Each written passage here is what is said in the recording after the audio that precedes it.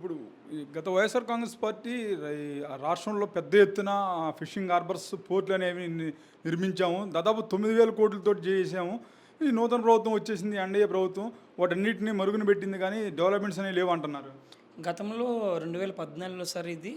అప్పుడు ఎస్విఎస్ఎన్ వర్మ గారు ఉండేవారండి. 2018 సార్ అప్పటికి పోర్టు అవ్వింది సార్. ఆ టైంలో మరి దురదృష్టం అంటూ ప్రభుత్వం కూలిపోయి వైఎస్ఆర్ ప్రభుత్వం వచ్చింది. అంటే గత 2018లో ఇది శాంక్షన్ అయింది సార్ పోర్టు. 2019లో ఈ ప్రభుత్వం వచ్చిన తర్వాత ఏం శాంక్షన్ అవ్వలేదు.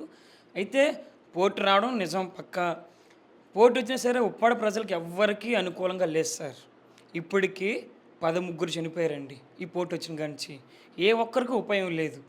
ఎందుకని ఇప్పుడు ఎందుకు చనిపోయారు? పోర్టు ఇప్పుడు దాదాపు పెద్ద ఎత్తున ఇప్పుడు సంక్షేమ నిధులన్నీ వాటికి కేటాయించి ఇప్పుడు ముఖ్యంగా ఫిషర్మెన్స్కి వీళ్ళందరికీ జీవనాధారం కల్పించడం కోసం వాటిని ఏర్పరచామని అంటున్నారు కదా, రవాణా వ్యవస్థ మెరుగుపరచడం కోసం.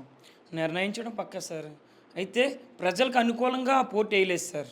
వాళ్ళకి మరి ఎవరెవరిని ఇన్విజిలేషన్ తీసుకొచ్చి వేయించారు మాకైతే తెలియదు, కానీ ప్రజలకు మాత్రం అనుకూలంగా మాత్రం ఆ గొట్టు వేయలేదు, ఆ పోర్టు నిర్మించలేదు సార్. గత 2 రోజుల కిందట నలుగురు చనిపోయారు సార్. గత వారం రోజుల్లో నలుగురు చనిపోయారు సార్. ఆ విధంగా మొన్న మర్రెడ్డి శ్రీనివాసరెడ్డి అనే పిఠాపురం ఇన్ఛార్జ్ గారు వచ్చారండి. మొత్తం ఆయనకి వివరించాం. ఆయన మీకు అనుకూలంగా ఏ విధంగా చేయాలంటే మా మత్స్యకారులను అడిగి ఏ విధంగా చేయాలనేది ఆయన మమ్మల్ని అడిగి ఆయన సలహా తీసుకొని ఏ విధంగా చేయమంటారు ఆ విధంగా చేస్తానని మర్రెడ్డి శ్రీనివాసరెడ్డి మాకు హామీ ఇచ్చారు సార్. అలాగే గత అజయ్ గారు కూడా మీకు మత్స్యకారులకి ఏ విధంగా చేయాలనేది ఆయన చేసి పెడతానని, కావాలంటే ఏ విధంగా మార్పులు చేయాలనేది చేసి పెడతానని అజయ్ గారు మాకు మాట ఇచ్చారు సార్. మత్స్యకారులకి మీకు ఆర్థిక సాయం దాదాపు 10,000 రూపాయలు గత వైఎస్ఆర్ కాంగ్రెస్ పార్టీ అందించింది. ఇంతవరకు కూడా ప్రభుత్వం మత్స్యకారులకు అసలు ఇదిగో ఈ ఆర్థిక సాయం ఈ విధంగా ఇస్తున్నామని చెప్పి కూడా ప్రకటించలేకపోయిందని చెప్పి వైఎస్ఆర్ కాంగ్రెస్ పార్టీ అంటుంది కదా. గత 2009లో ఇది ఒక మత్స్యకార భరోసా అనేది 2,000 ఇచ్చేవారు సార్. గత 2014లో చంద్రబాబు నాయుడు ముఖ్యమంత్రి అయ్యి 4,000 పెంచారు సార్.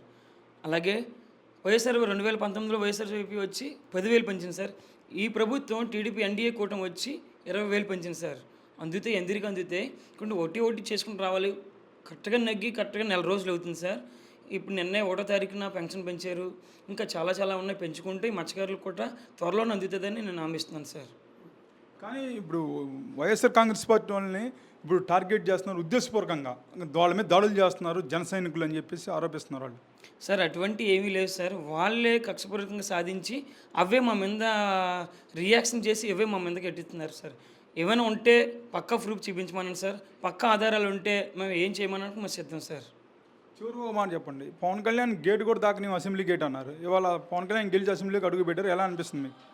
సార్ అవన్నీ అవాస్తవాలు. కానీ ఆర్కే రోజా, పేరు నాని, కొడాలి నాని వీళ్ళందరూ అన్నారు పవన్ కళ్యాణ్ అసెంబ్లీ గేట్ కూడా తాకనివన్నారు. వరం గారు ఈరోజు ఆయన సీటు త్యాగం చేసి ఈరోజు అసెంబ్లీ గేట్ తెన్నుకుంటా ఈరోజు మెజార్టీ 70,000 చిల్లర పేజీలకు మెజార్టీ వచ్చి ఈరోజు అసెంబ్లీలో ఈరోజు ఒక పులి సింహంలాగా మాట్లాడుతున్నారు సార్. అసెంబ్లీలో వీళ్ళెవరు సార్? వీళ్ళందరూ మాట్లాడిన వ్యక్తులందరూ ఇంట్లో పడుకొని ఉన్నారు సార్. ఆయన అక్కడ అసెంబ్లీలో మాట్లాడుతూ ఉంటే వీళ్ళు టీవీలో చూస్తున్నారు సార్.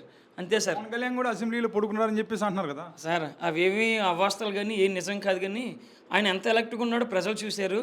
అక్కడ చూసిన అసెంబ్లీలో చూసిన మనుషులు 175 మంది చూశారు. ఫస్ట్ ఆఫ్ ఆల్ మనుషులు 11 మంది అసెంబ్లీలో ఉన్నారు. వాళ్ళని కనుక్కోమని చెప్పండి సార్. ఫస్ట్ ఆఫ్ ఆల్ వాళ్ళన్నాక సరిపోలేరు సార్.